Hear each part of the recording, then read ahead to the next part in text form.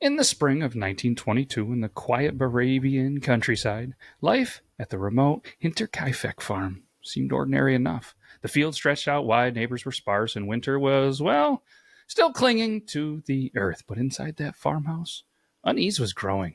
Strange footprints appeared in the snow, leading toward the home, but none, well, leading back out. Keys went missing. Footsteps echoed in the attic at night. A newspaper from far away was mysteriously found on the kitchen table. And then, just days later, 6 people inside that farmhouse were brutally slaughtered with a farming tool. The killer, or killers, remained in the home for days afterward, feeding the animals, cooking meals, and moving about as if they belonged there.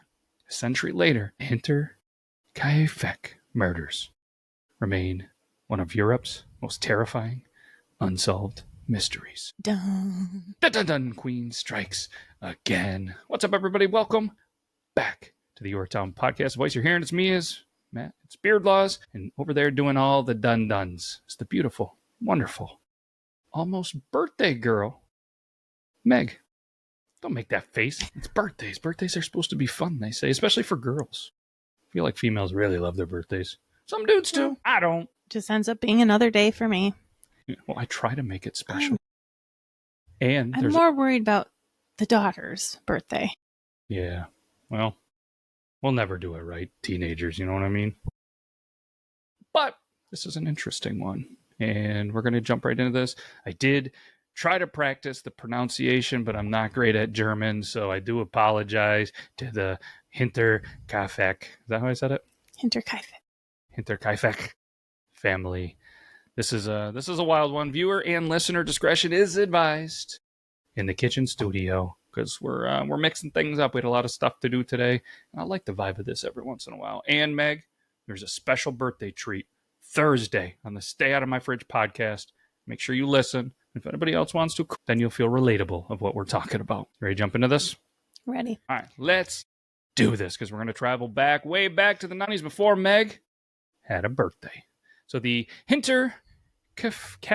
What are you laughing? Did I do it wrong again? Hinterkaifeck. Wasn't even a town. It was just a name given to a solitary farmstead in Bavaria, located about 43 miles north of Munich. Names I can say. The farm sat alone, surrounded by fields and woods, with the nearest neighbors a good walk away. Isolation defined life there.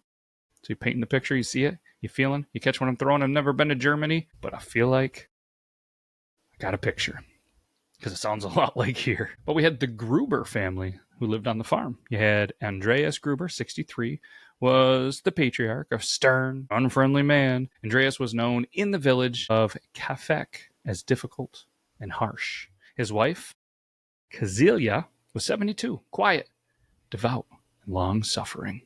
Their widowed daughter, Victoria Gabriel, 35, had returned to live at the farm with her 2 children, which were age 7 and 2 at the time. And finally, Maria Baumgartner, a maid, who had arrived on March 31st, 1922. Her first day of work would also be her last. Oof. That's terrible, isn't it? Yeah. But behind closed doors, the Gruber household was steeped in scandal. Andreas and Victoria, they'd been arrested in 1915. It sounded like I said 50, but it's 15. They're not time travelers. But was arrested for maintaining, a relationship. We'll go with that. And both had served prison time. And that relationship had to do with family relationships that wasn't allowed. It still isn't. Catch what I'm throwing? Mm-hmm. Picking up what I'm putting down? Mm-hmm. But even after the release, rumors persisted that the relationship continued. And many believed that Joseph, who was the toddler, was not actually the son of Victoria's late husband, but of Andreas himself. Gross. Yucky. This history made the family, talk of the town. A lot of gossip in the village, which quickly turned, rightfully so, to disgust. The farm itself reflected their isolation, and reports say that the locals rarely visited the Grubers. They then kept to themselves and the house, despite its size and productive land, which carried a heavy, joyless atmosphere. Weeks before the murders, there was some incidents that kind of shook the family. One day, Andreas discovered footprints in the snow that were actually leading from the nearby forest straight to the farmhouse. But oddly, there were no tracks showing someone leaving. They were just entered. Very strange. Yeah, I'd say that's some strange things going on. Keys to the home suddenly vanished. For a family in a remote area, especially in this time, this was pretty alarming, I'd say, right? Yeah. Then there were strange noises that began to echo from the attic at night. Andreas reportedly searched, found nothing. And then a newspaper appeared in the home, one that came from Munich, far away. No one in the household had purchased it. Neighbors later recalled Andreas complaining about these incidents, but he brushed them off and carried on. To some, this spoke to his stubborn pride. To others, it suggested he didn't want authorities poking around, possibly because of the family's past scandals. Victoria confided to at least one friend that she felt uneasy, as though the family was being watched. These were more than just odd events. They painted a chilling picture. Someone may have already been inside the home, biding their time. What do you think at this point? It's kind of creepy. Kind of creepy. Kind of creepy. A little creepy. We're going to get right into the day that it went down. March 31st. They couldn't get anything from the newspaper thing? I guess not. I mean, it's 1922. Technology, I don't know. I mean, what would you think? I mean, I think I'd be scouring the attic, but it sounded like they did. Be checking around like crazy. But if these people were in and out, I mean, it's probably easier to sneak around. There's no security cameras. There's no Ring doorbells. There's not any technology. They're just hiding. Mm-hmm. Potentially in plain sight. And it's a farmhouse. There's got to be lots of places to hide. It's a big place. True. Animals. Ready to go to the day of the murder? March 31st, 1922. The horror unfolded. Investigators, they believe the killer used the barn to their advantage. Andreas was likely the first victim, struck with a mattock, a heavy farm pickaxe. His wife was probably lured outside next, then Victoria, and finally the 7-year-old. Each brutally beaten in the head. The little girl had torn out clumps of her own hair in terror, pain, before passing away. Inside the house, the toddler was murdered in the crib. Tiny body was covered up with Victoria's dress. The maid, Maria, who had only arrived that morning, was killed in her bed. 6 lives ended. The weapon, believed to be the mattock, am I saying that right? I think so. M-A-T-T-O-C-K, was later found hidden in the farm. The crime, it was savage, but it was methodical. Whoever did it managed to subdue and kill each victim one by one, suggesting patience or multiple killers. What's your thoughts at this one? I think it's multiple. Think it's multiple? Think it'd be easy to hide multiple people to accomplish this? You know what I mean? I think so. With the setting. Yeah. And I have to imagine... It's probably pretty remote. I mean, no, it's very isolated. You know. Yeah, very, very isolated. No neighbors nearby. And I'd have to imagine a stubborn 60-something-year-old German man's farmer in the 20s. Probably a pretty tough son of a gun, you know what I mean? So yeah. I'm wondering if they kind of both took out him, and at this point, seems to be a little bit easier than they maybe split up or something. Yeah. What do you think the reason was for? I mean, were they just purely disgust? Did they want the farm? Do you think there was other reasons? I mean, obviously... accused, arrested, in jail 7 years before for some pretty gross stuff. Do you think back then probably religion played maybe a little bit of a part of it? Maybe people were religious, saw this thing, and decided to take matters into their own hands? Or do you think maybe they owed them some money? What are you thinking? I don't really know. Or do you think it was just, I can't imagine it's just a random, like, hey, we're just going to take over this farm because we're just going to kill people? Back then, people were jumping on trains, True. Running from the law. True. Things like that. Okay. It's a little different, maybe. A little different, a lot different. I know, but you know what I mean. I do know what you maybe mean. They were running and landed said, there. Hey, I'm just going to take over this life. Possibly. Yeah, maybe they were on the run for being murderers everywhere, and the serial killers are going to kill cereal. Did they have cereal in the 20s? We did a show once on the Kellogg family history. We'll have to double back, but keep it rolling, just like the train. The most disturbing potential element of this whole thing was what happened after Meg. Neighbors noticed smoke rising from the farmhouse chimney in the days following the murders. The cattle They were fed. The family's dog was tied up and barking. Inside, food had been prepared and eaten. Beds were disturbed, showing that somebody was actually sleeping in them. So in other words, Meg, the murderer or murderers remained at the farm for several days, living amongst the dead.